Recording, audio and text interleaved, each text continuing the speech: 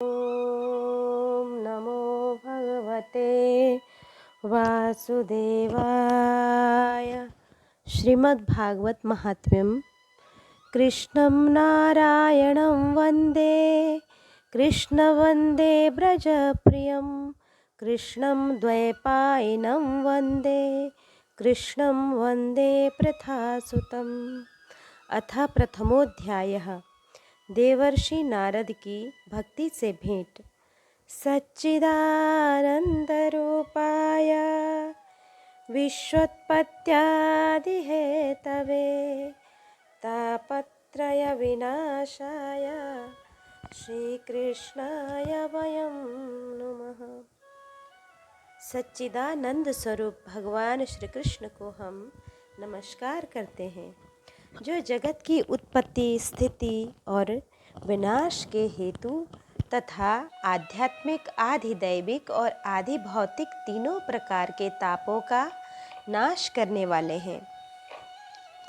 जिस समय श्री शुकदेव जी का यज्ञोपवीत संस्कार भी नहीं हुआ था तथा लौकिक वैदिक कर्मों के अनुष्ठान का अवसर भी नहीं आया था, तभी उन्हें अकेले ही संन्यास लेने के लिए घर से जाते देखकर उनके पिता व्यास जी विरह से कातर होकर पुकारने लगे, बेटा बेटा तुम कहाँ जा रहे हो।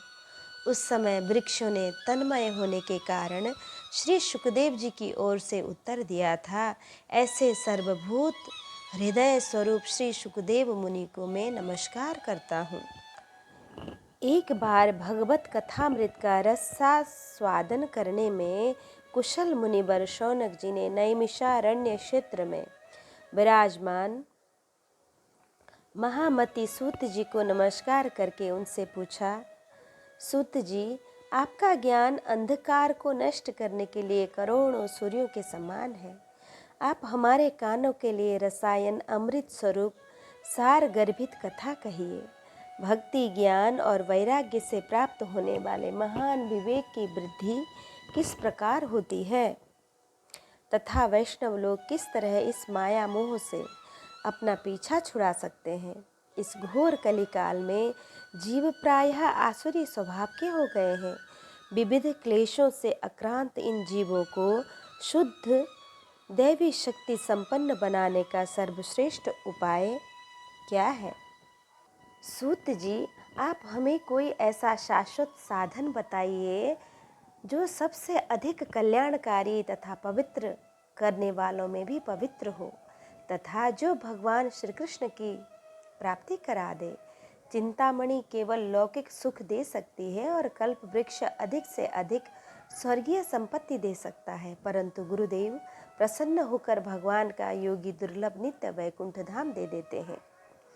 सूत जी ने कहा, शौनक जी, आपके हृदय में भगवान का प्रेम है, इसलिए मैं विचार कर आपको संपूर्ण सिद्धांतों का निष्कर्ष सुनाता हूँ, जो जन्म मृत्यु के भय का नाश कर देता है, जो भक्ति के प्रवाह को बढ़ाता है और भगवान श्री कृष्ण की प्रसन्नता का प्रधान कारण है। मैं आपको वह साधन बतलाता हूँ, उससे सावधान होकर सुनो। श्री शुकदेव जी ने कलयुग में जीवों के काल रूपी सर्प के मुख का ग्रास होने के त्रास का आत्यंतिक नाश करने के लिए श्रीमद् भागवत शास्त्र का प्रवचन किया है। मन की शुद्धि के लिए इससे बढ़कर कोई साधन नहीं है। जब मनुष्य के जन्म जन्मांतर का पुण्य उदय होता है, तभी उसे इस भागवत शास्त्र की प्राप्ति होती है। जब श्री शुकदेव जी राजा परीक्षित को यह कथा सुनाने के लिए सभा में विराजमान हुए, तब देवता लोग उनके पास अमृत का कलश लेकर आए। देवता अपना काम बनाने में बड़े कुशल होते हैं, अतः यहाँ भी सब ने श्री शुकदेव मुनि को नमस्कार करके कहा, आप यह अमृत लेकर बदले में हमें कथा अमृत का दान दीजिए। इस प्रकार परस्पर विनियम अदला बदली हो जाने पर राजा परीक्षित अमृत का पान करें और हम सब श्रीमद् भागवत रूप अमृत का पान करें। इस संसार में कहाँ कांच और कहाँ महामूल्य मणि तथा कहाँ सुधा और कहाँ कथा। श्री शुकदेव जी ने यह सोचकर उस समय देवताओं की हंसी उड़ा दी। उन्हें भक्ति शून्य कथा का अनधिकारी जानकर कथामृत का दान नहीं दिया। इस प्रकार यह श्रीमद् भागवत की कथा देवताओं को भी दुर्लभ है।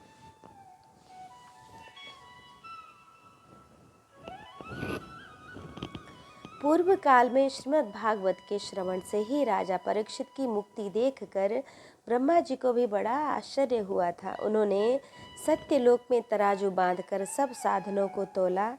अन्य सभी साधन तौल में हल्के पड़ गए। अपने महत्व के कारण भागवत ही सबसे भारी रहा। यह देखकर सभी ऋषि मुनियों को बड़ा विस्मय हुआ। उन्होंने कलियुग में इस भागवत शास्त्र को ही पढ़ने सुनने से तत्काल मोक्ष देने वाला निश्चय किया। सप्ताह विधि से श्रवण करने पर यह निश्चय ही भक्ति प्रदान करता है। पूर्व काल में इसे दयापरायण सनकादि ने देवर्षि नारद को सुनाया था। यद्यपि देवर्षि पहले ब्रह्मा जी के मुख से इसे श्रवण कर चुके थे, तथापि सप्ताह श्रवण की विधि तो उन्हें सनकादि ने ही बताई थी। शौनक जी ने पूछा, सांसारिक प्रपंच से मुक्त एवं विचारणशील नारद जी का सनकादि के साथ संयोग कहाँ हुआ और विधि विधान के श्रवण में उनकी प्रीति कैसे हुई? सूत जी ने कहा, अब मैं आपको वह भक्तिपूर्ण कथानक सुनाता हूँ जो श्री सुखदेव जी ने मुझे अपना अनन्य शिष्य जानकर एकांत में सुनाया था। एक दिन विशालपुरी में वे चारों निर्मल ऋषि सत्संग के लिए आए थे। वहाँ उन्होंने नारद जी को देखा। सनकादि ने पूछा, ब्राह्मण, आपका मुख उदास क्यों हो रहा है? आप चिंतातुर कैसे? इतनी जल्दी जल्दी आप कहाँ जा रहे हैं और आपका आगमन कहाँ से हो रहा है? इस समय तो आप उस पुरुष के समान व्याकुल जान पड़ते हैं जिसका सारा धन लुट गया हो। आप जैसे आसक्ति रहित पुरुषों के लिए यह उचित नहीं है। इसका कारण बताइए। नारद जी ने कहा, मैं सर्वोत्तम लोक समझकर पृथ्वी में आया था। यहाँ पुष्कर, प्रयाग, काशी, गोदावरी, नासिक, हरिद्वार, कुरुक्षेत्र, श्रीरंग और सेतुबंध आदि कई तीर्थों में मैं इधर उधर विचरता रहा, किंतु मुझे कहीं भी मन को संतोष देने वाली शांति नहीं मिली। इस समय अधर्म के सहायक कलियुग ने सारी पृथ्वी को पीड़ित कर रखा है।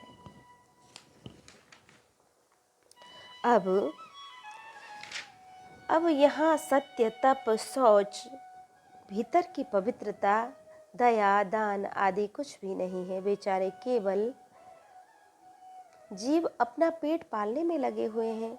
वे असत्यभाषी, आलसी, मंदबुद्धि, भाग्यहीन, उपद्रवग्रस्त हो गए हैं। जो साधु संत कहे जाते हैं वे पूरे पाखंडी हो गए हैं। देखने में तो वे विरक्त हैं, किंतु स्त्री, धन आदि सभी का परिग्रह करते हैं। घरों में स्त्रियों का राज्य है। साले सलाहकार बने हुए हैं। लोभ से लोग कन्या विक्रय करते हैं और स्त्री पुरुष में कलह मचा रहता है। महात्माओं के आश्रम में तीर्थ और नदियों पर यवनों विधर्मियों का अधिकार हो गया है। उन दुष्टों ने बहुत से देवालय भी नष्ट कर दिए हैं। इस समय यहाँ न कोई योगी है, न सिद्ध है, न ज्ञानी और न सत्कर्म करने वाला ही है। सारे साधन इस समय कली रूप दावानल से जलकर भस्म हो चुके हैं। इस कलियुग में सभी देशवासी बाजारों में अन्न बेचने लगे हैं। ब्राह्मण लोग पैसा लेकर वेद पढ़ते हैं और स्त्रियां वेश्यावृत्ति से अपना निर्वाह करने लगी हैं। इस तरह कलियुग के दोष देखता और पृथ्वी पर विचरता हुआ मैं यमुना जी के तट पर पहुंचा, जहां भगवान श्री कृष्ण की अनेकों लीलाएं हो चुकी हैं।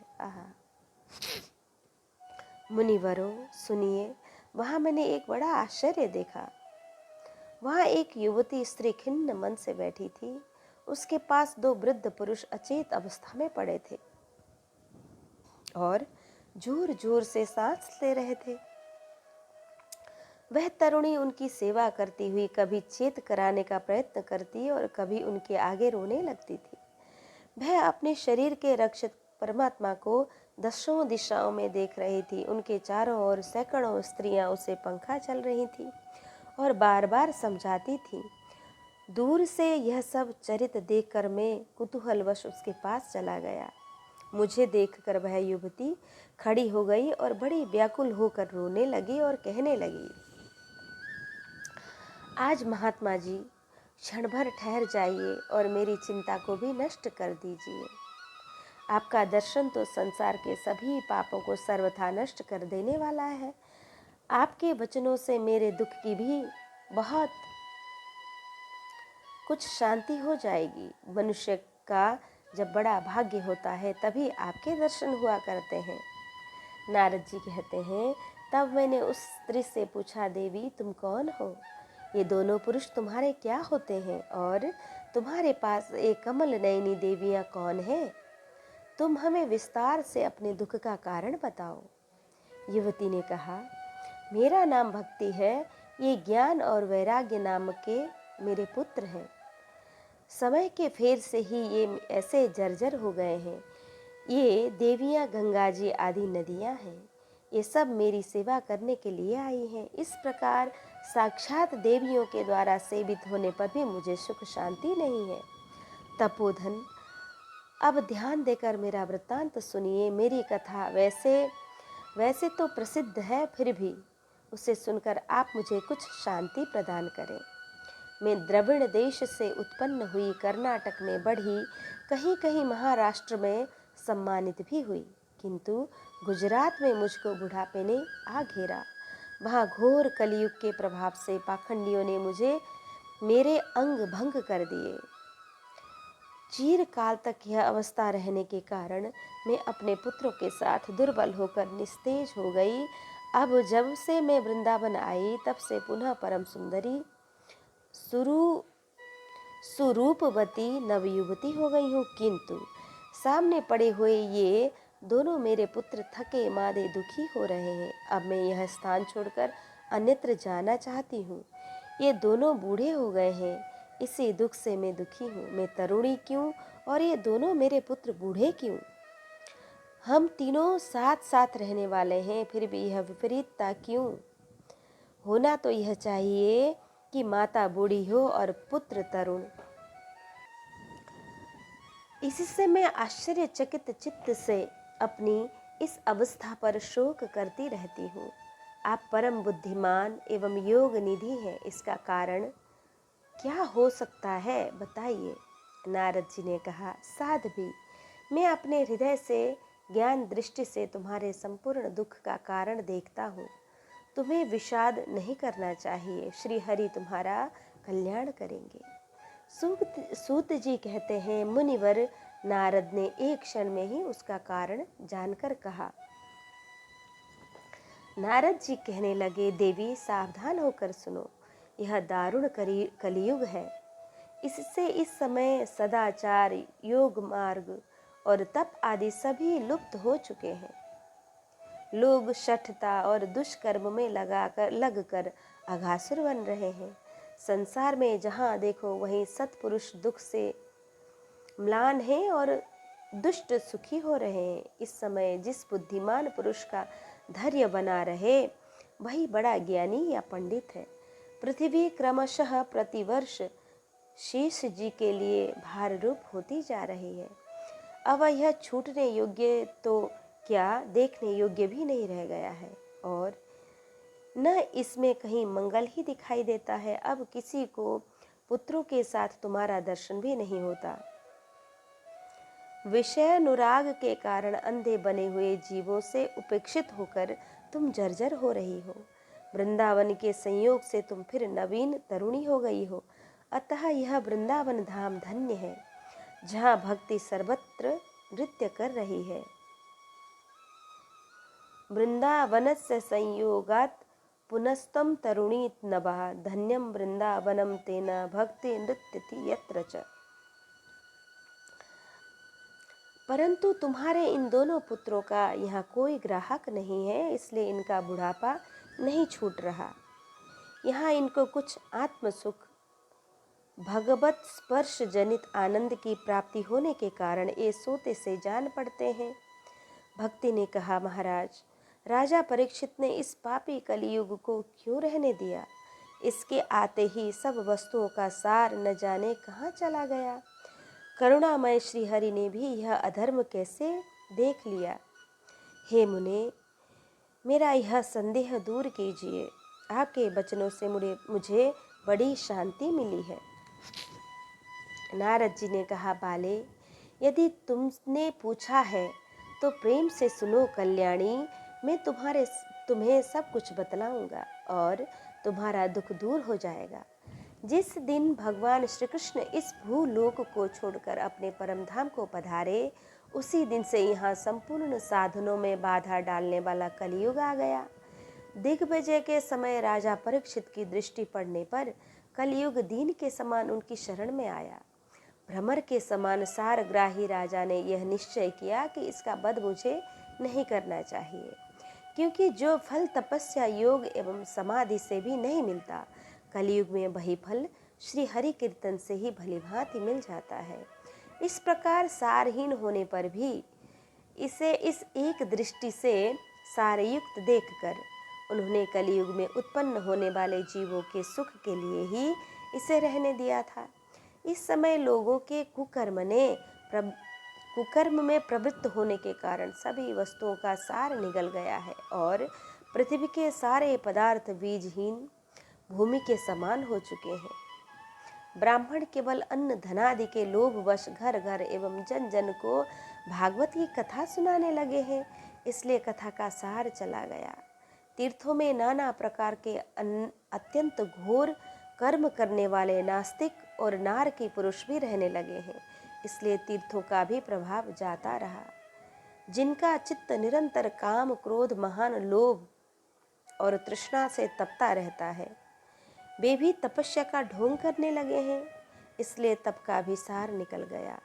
मन पर काबू न होने के कारण तथा लोभ, दंभ और पाखंड का आश्रय लेने के कारण एवं शास्त्र का अभ्यास न करने के कारण ध्यान योग का फल मिट गया।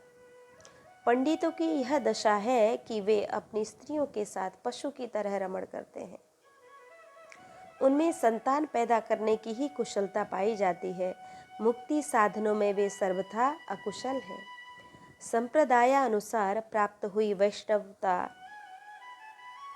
कहीं देखने नहीं मिलती है। इस प्रकार जगह जगह सभी वस्तुओं का सार लुप्त हो गया है। यह तो इस कलियुग का स्वभाव ही है, इसमें किसी का दोष नहीं। इससे पुंडरीकाक्ष भगवान